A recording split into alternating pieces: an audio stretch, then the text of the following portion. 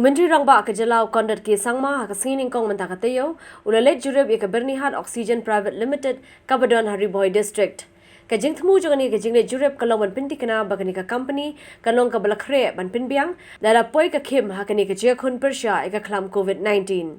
Kani ka company ka Pynmih ka oxygen ban mynta ka Pynmih ka 8,000 cubic meter ka oxygen haka sngi.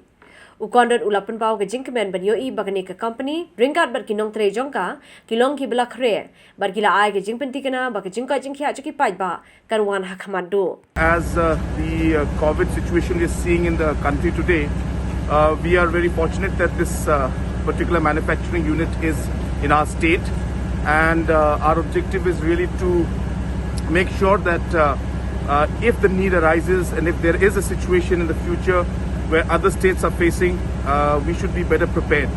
And the idea is to coordinate with the management out here for any kind of supply that's required in case, as I said, the situation arises. Hopefully, we will not have to face a situation like that, which we're seeing in the rest of the country, but one cannot say. So we need to be prepared from all fronts.